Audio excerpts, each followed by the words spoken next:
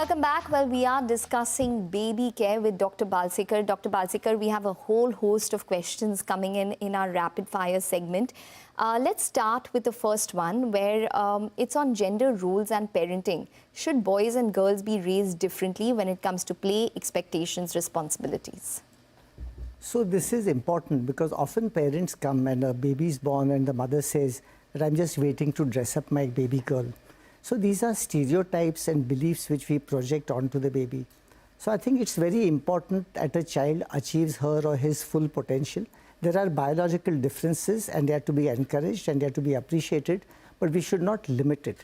So I think what it means is that we should not have standard stereotypes which children follow, and we have to give them roots and we have to give them wings so that they can follow their own patterns. Okay. Does having a stay-at-home parent significantly benefit a child's development, or can daycare working parents provide the benefits as well?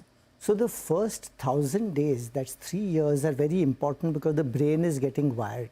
And the type of input a child gets, intellectually, emotionally, socially, all these connections are being formed.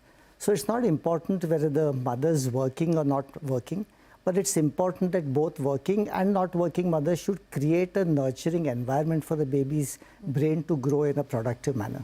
Okay. One of the mothers has asked that, can I keep my baby up late because my husband comes home late, he wants to spend time with the child. What can I do about that? So babies thrive with a routine, and generally babies need to follow a structured pattern. Now, if it's going to be an occasional event where the father wakes up the baby or plays, that's okay. But as a general rule, I think the father should try to change his lifestyle a bit also. Okay. When can I introduce chocolates, sweets? So these are called discretionary foods. Sugar, as we discussed, should be avoided and delayed as much as possible.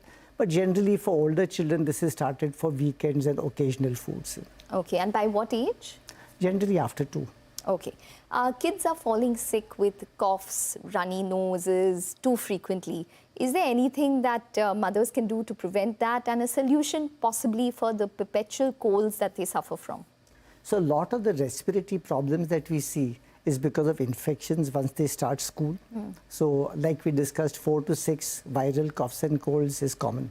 But these days, because of pollution and dust and other problems, the number of respiratory problems has gone up a lot. So it's very difficult to solve the environmental problem, but school infections are part of growing up. You can't prevent it.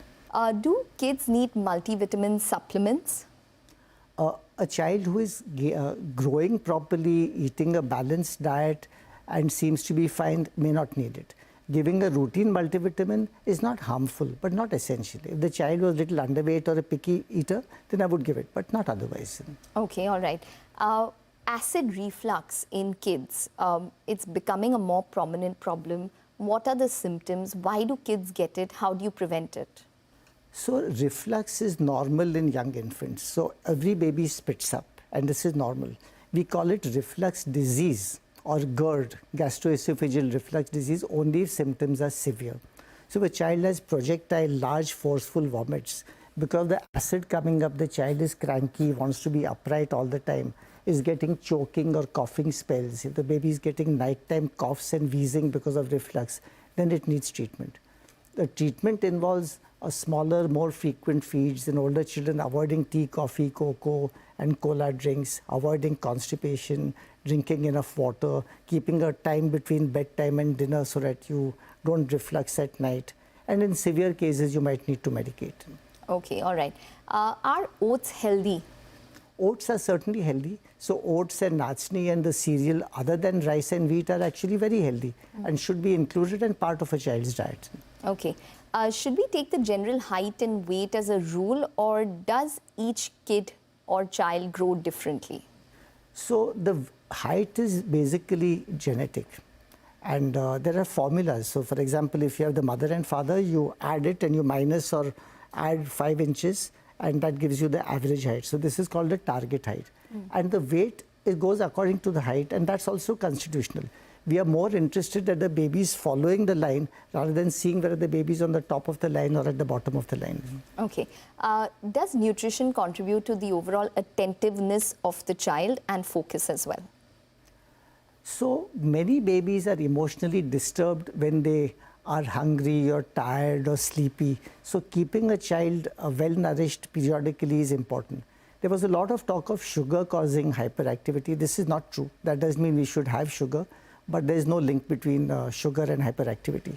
Okay, all right. And lastly, should we turn to medicines? Should we turn to Ayurveda, homeopathy, and not just allopathy when it comes to, medicating?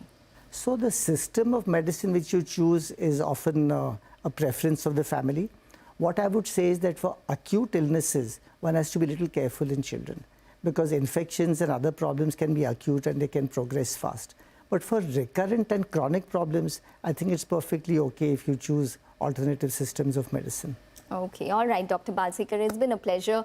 Thank you very much for joining in and speaking to us on a whole host of issues within baby care as well as other questions as well. Thank you. very Pleasure. much.